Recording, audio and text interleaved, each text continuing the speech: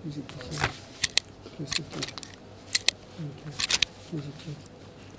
Iggy, you seem happy. Is this the Japan syndrome? Tell us. Well, yeah, you can say that. You can say that I have a different feeling in my life. I mean, I'm usually quite happy if I'm getting to do what I do, and Japan allowed that. I mean, kind of spoilt me. So I'm quite happy actually. How did this happen and what is the backstory? The Japan trip. Basically, just before the pandemic, there was this one guy who was traveling in India. He was recommended by one famous DJ, Jane Fitz from UK. Like, she apparently asked him where to go, and she said, follow this guy Iggy, and he happened to come to my gigs, and then he followed a couple of gigs in Goa and Bombay and other places. And then I get an email saying, I'm doing this party and I would like to invite you. And I was like, okay. I didn't know what I was getting into. So finally it happened. I get an invitation from Japan saying I have to play there. And I actually did not know about the scene in Japan at all. I really didn't know what the scene was, what the music scene was truly about there. So this person's name is Noduka, and he throws the best party in the whole of Japan. How I got to know about this is because the audience that was present, they when I was walking among the crowd on day one, they obviously recognized me as Iggy the Doctor, because I was the only Indian guy there. So it's easy to identify who's Iggy. And they were all coming to me and it's like, by the way, we've been really looking forward to hear you play. And this is, by the way, the #1 party of Japan, and we really look forward to it. So that's how Japan happened. So, how did you feel about representing India at an international level? Well, I have represented India since a long time. I've gone internationally. I've gone to Berlin. I've gone to UK, South Africa, Dubai, many places worldwide. So, I represent myself, to be honest. I don't like to be called Indian. I don't like borders. I don't like the tag Indian or British or South African, whatever. I'm a primitive man. I'm a jungle man. I'm a jungle human. But since I'm born here and I'm given the tag Indian, I would say it's a big achievement for one guy to be picked up from such a big nation to go and play in Japan for a very, very properly curated party, because they're very particular what they do. They don't pick up artists just because the artist is popular or because their Instagram following has so many people. No, it wasn't that. He followed me at many gigs and then he saw consistency in what I do. And that for me is, I can say I'm proud of. If Indians want to be proud of the fact that I went and represented them and I did a good job, good for them. But I feel proud of myself because I represented a very big nation in a very good way. And the response I got was excellent. During my set, it was a 3.5 hour set. Yeah. After 2 hours, I put my head up, which I normally don't do. I'm always focused on my music, right?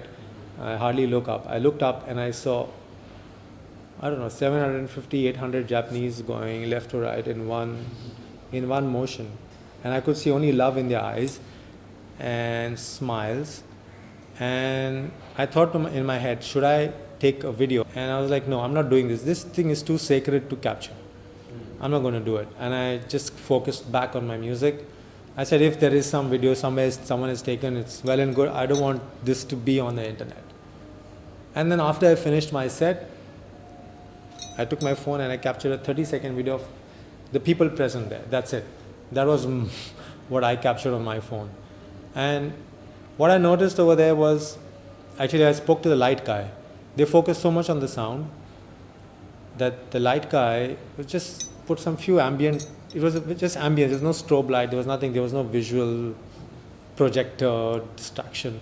They even cut off the 3G and 5G signal, so you couldn't record a live feed. That for me meant something.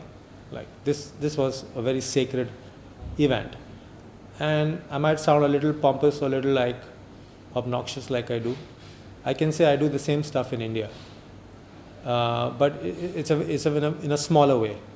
For a big country like India, we should be having more people here following this kind of stuff that I do with the sound and the music. But over there, there were like hundreds and hundreds of like-minded people. So I really I didn't feel alien there. That's the exact way I can put it. In India, I feel alien all the time. I feel I'm too good. And people take it in the wrong way. They when I say something about the music or the sound system, or if I give them something constructive, they take it in a very negative way. They're not used to feedback. But over there, feedback was welcome all the time, and they always wanted to fix and do things and make it better. Yeah. So, talk to us about sound, Iggy. What do the Japanese have to offer and how do they? For this particular, for Nodoka's event, for Bonnapot, they actually crafted a sound system specifically for that event. It was just ready for, there was a certain dynamics they wanted to achieve. Now, I do such similar stuff as I said over here. I'm very particular about how it sounds, how it is set up, monitoring, whatever. It's very detailed. And that's what I enjoyed because I met these like-minded people. Now, in Japan also, you can have bad sound systems. As I said, in Europe, I've gone and now I played a couple of gigs. I played about 6 or 7 gigs, 3 official and some unofficial studio. And I mean big gigs and small studio stuff as well. The sound system at Bonnapot was too good to be true. I've not heard anything better than that. Now I believe I have one of the best sound systems in the country. It's called BigButtAudio. And then there are other brands as well like Stonewater and Devil Acoustics, which are also good, which are really good. And I would like to represent that brand as well. I would like to, I speak very openly about brands which I like, which I've tested. It's not about competition. It's about what is good. Taguchi, this was the brand. They were next level. I think they sounded way better than BigButtAudio. BigButtAudio focuses on a different dynamics. This focused more on high definition quality, but it's not about loudness. And that's what I tell people. And then I also had another festival which I was not very happy about. So, like for example, Pioneer is also made in Japan, and Denon also is made in Japan. But Pioneer products are horrible. I'm talking about the DJ segment. So, you can also have a terrible party in Japan. It's about the people. It's about the few people, and I don't call them Japanese. They're just humans who understand quality. They happen to be in Japan. We have good quality in India as well. So, we have some good quality in Germany as well. I've gone to Germany and I've played at some amazing party, and next door, just 5 minutes away, there's some terrible party happening with some really terrible music and terrible sound systems. So what are we talking about here? It's nothing to do with the country. But yes, overall, they're far ahead in technology compared to the rest of the world. I would say easily 100 years ahead. Mindset, technology-wise, yeah, they're quite ahead. So this was my experience about sound systems specifically. And what about the programming for these events? Were there some things you noticed about the work ethic of the crew members? Yeah, the first party, Bonnapot, I noticed very little talking. There was no shouting and screaming and like what happens in India. There's too much of abuse. Yeah. There was hardly any talking. I saw them do a meeting for like 2.5 minutes because I went there on the first day. I was in my hotel. I was like, I'm not going to stay in those 4 rooms, in those 4 walls in a hotel. I called up Nodoka. I said, listen, I want to come and hang out with you guys. Like, are you sure? It's nothing to do. I said, no, I want to just watch you guys. I want to help. I want to sweep. I want to lift speakers. Use me in whatever way. It's like, we don't need. I said, anyway, I want to come there. What I noticed is they don't talk much. Everyone's doing their thing. They're 2.5 minute meeting and it was done. And during the whole festival, there was no blah, blah, blah. There was nothing. So that was the level of professionalism.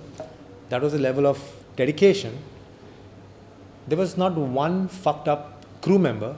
There was not one fucked up person in the audience, either drunk or misbehaving or looking in a strange way or something odd about the person. There was absolutely nothing. Here you make a party for 10 people, there are 8 people who are fucked up. You know, I need to have dogs, I need to have security, I need to have someone in the government, I need to have to sort these issues. There was nothing like that over there. They are far ahead in spirit as well compared to the rest of the world.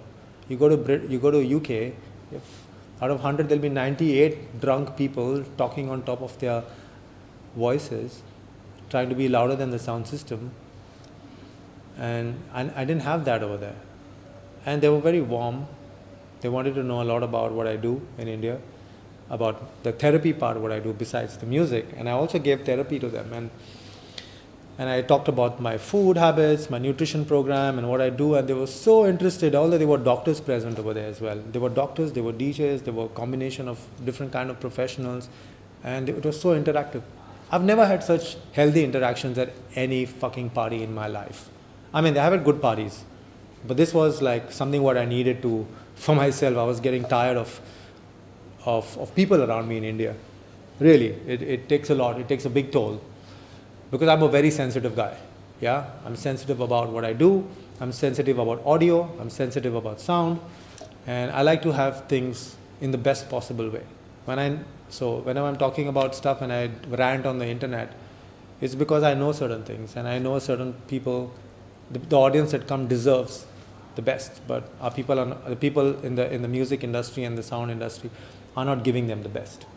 So that is my frustration here in India. That's why I built my own club. That's why I built my own sound system. That's why I built my own truck where I can go and do what I can share knowledge and my art and the art of other people. Could you tell us a bit more about the space that you have created? The space, again, I created Cirrus as a space is our headquarters where a lot of things happen. But sound is the driving force. Nutrition, the health program, breeding dogs, breeding goats, chicken, food, building out of scrap. I pick up things from the roadside and I build things out of it. And I have people who believe in my vision and join the team. I have a lot of volunteers. And recently Baba Aurum has joined hands with me. They've got their section. So there's kind of a balance, between temptation, eating, yeah, and also leading a very healthy, clean life. So partying is not about taking drugs or drinking alcohol. It's not that. People have a misconception what a rave is about or what underground is about. People have this, they think underground means dirty, stinky, whatever, evil and something to do with mafia. No. Underground means you're independent. You are going against the commercial structure, what is taught in school, like a textbook. Like this is the way you conduct yourself, this is the way you conduct yourself in business. And actually all these big businesses, massive businesses are learning from the underground. That's how they've become who they are, but they've forgotten their roots. I haven't forgotten my roots because I've always remained underground and I will always remain like that. I started there, but I will keep the essence and the ethos of anti-establishments and becoming so big that you lose your quality and you lose the essence of why you actually chose to be in this craft. Would you like to talk a bit about the other artists who performed at these events? Definitely. It's actually very important because what I noticed over there were many girls on the lineup. There were many girls. And when they played with a very straight face. There was no makeup on. There was no nail paint. They didn't even move their hips. I mean, one of them moved a little bit. But most of them had a very straight face. And if you compare with them with Indian girls or many other girls, Russian girls, because now Goa has become a hub for so-called artists, but half of them are not artists. Actually, 98% of them are not true artists. They move so much, but the music is not making them move. They're moving, I don't know for what. They shake their hips, they move, they do all these silly moves. The guys are moving so much as if they're creating music live, but they're actually just playing someone else's music. There is no mixing involved. They're all just pressing buttons. And I can tell because I'm a DJ. But they're fooling the audience. Over there, they don't fool you. The girls played very strictly, very, very sensually. For me, that was sexy. being who you are and playing what you love is a turn on. This is a turn off in India. They show skin. Okay, you can show skin, no problem. But where is your craft? Your craft should match your skin, you know. The sexiness should come in what you're doing, in the audio you're delivering out to people. It's not, it's terrible. You have to wear earplugs in India, wherever you go. I mean, look at the irony of the situation. You go to enjoy music, but you have to wear earplugs. A close friend of mine came from Berghain. He's a DJ, I'm not taking his name. People don't like names being called out. I'm not like that, I'm the opposite. So he said he's been there and the dB level was 140. You know how harmful that is? That's very harmful. That's torture, that's like assaulting your ears. My parties are kid friendly. If a kid can stand in front on your dance floor, means it's good. If the kid is going to run away and put their hands on their ears and they're going to go, means it's not right. So that's why I started Cirrus, because of the frustration, because of the non-availability of the right kind of space to really showcase. Is not there in India. I'm sorry, there is no space in India like that. That's why I built Cirrus. If there was, I would have known about it. There is none. There are few who will play spaces that will do one-off gigs here and there, but there is no consistency like we have at Cirrus. There is no consistency in the whole, and it's a shame that I have to be the one. You know, I would like more to be, because if I went to Japan, I'll find more spaces. If I go to Europe, I'll find more like-minded people and more kind of spaces available. So that's what I felt about the DJs. There was not even one artist. Now these people I call artists, not DJs. Right. There was not one who disappointed me. And the event was about eclectic music, playing anything. And even though there was one girl who played really ambient soundscapes, there was no beat. They were not in a hurry to play music one after the other, you know, just mixing beats. There was so much level of maturity.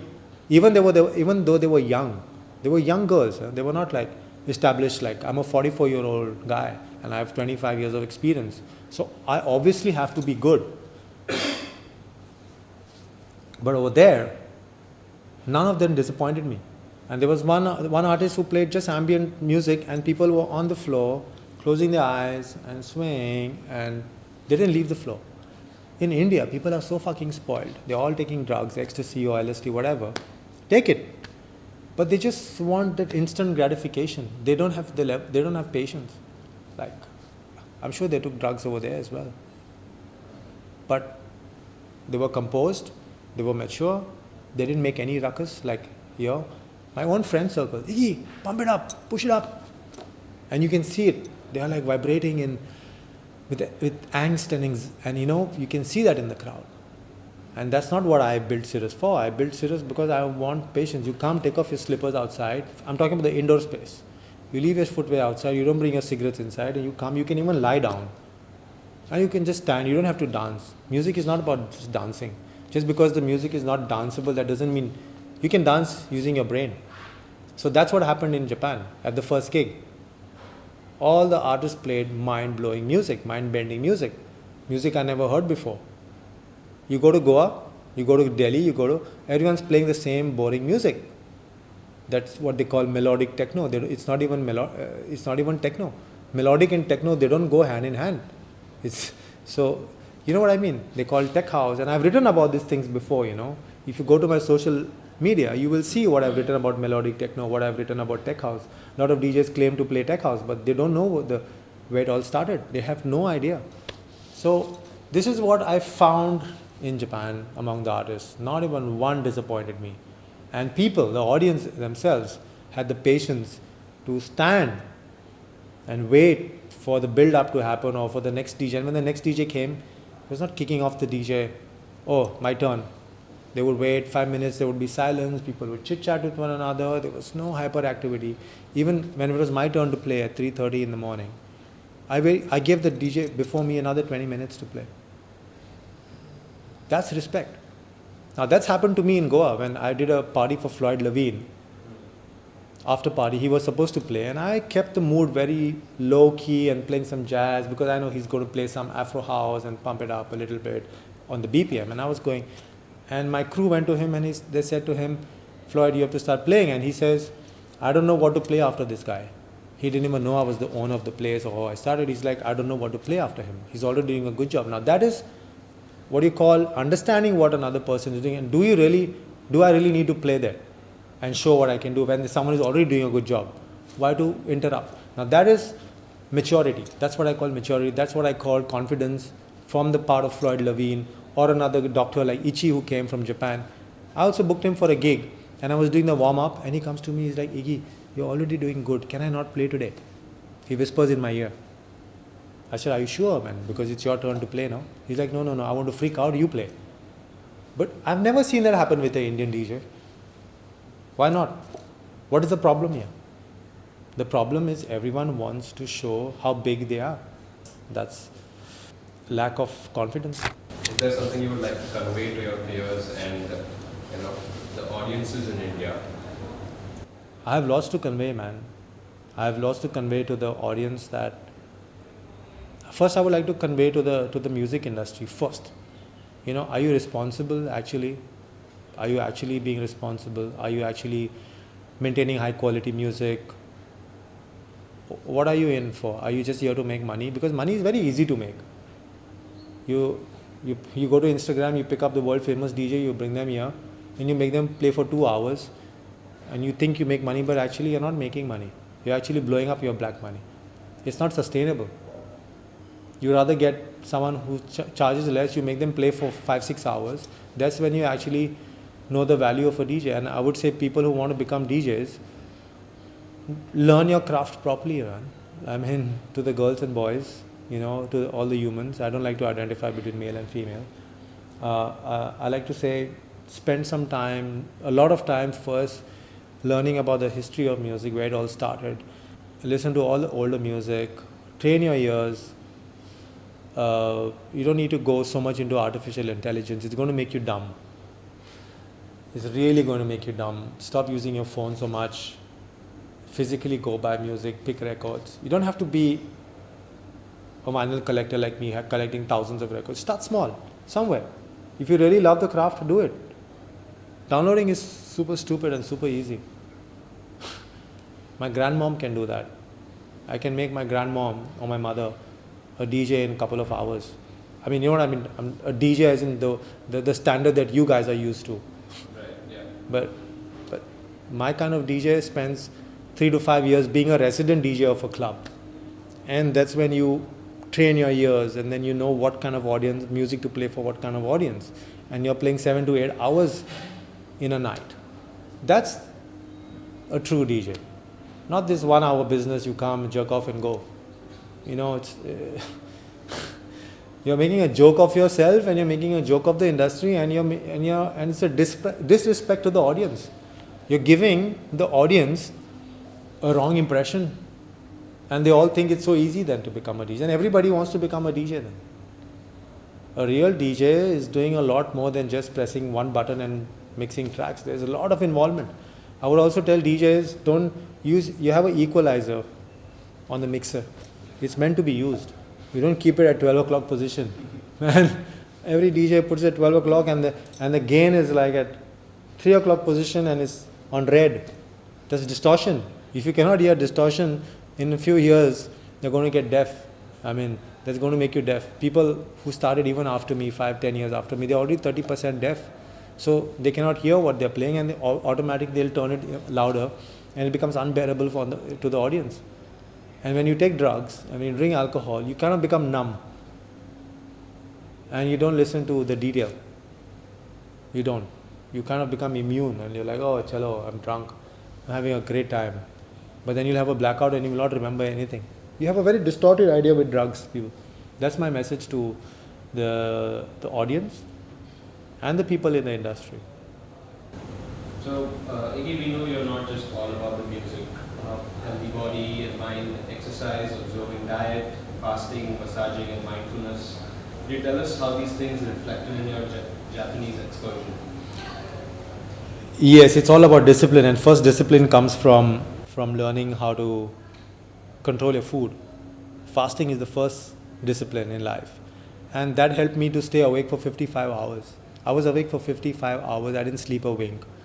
And they were worried about me. My Japanese hosts were like, Iggy, you need to take some rest. You are playing at 3:30 in the morning. And I was partying all day before, all night. And I go back to my hotel trying to sleep, but I don't get sleep because I'm buzzing so much out of excitement because I've come to a place where I don't have to explain myself to anybody. In India, I'm fucking explaining myself about every goddamn thing to them, and they still don't get it. How did I dance for 55 hours? It was because I was just drinking water, eating less, because when you eat too much, you're full and you're tired and your body's digestive system is taking all. So this is what I preach, and I also practice this hardcore. And that's why I look like this at 44. I mean, I'm 66 kilos, but I can arm wrestle a 90 kilo guy and I can defeat them. Or if not defeat, I can at least hold them for a few seconds till they start feeling like, what the fuck am I doing going to the gym for? You know, I'll make them think. So, people are eating too much. Indian people eat a lot. And that's a horrible thing. That's why the immune system, that's why I don't get sick. And that's why I have more energy compared to even a person half my age. They'll pass out and I'll be still going on.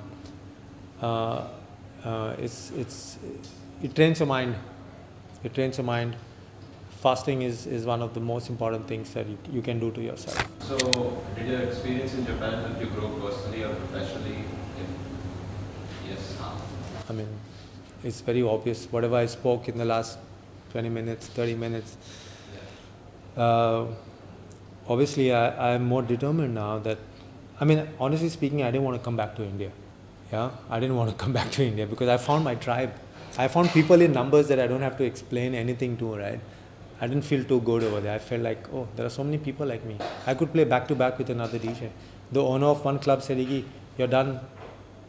I mean, you finished, the another DJ, and like, that guy also was done. He's like, you're next.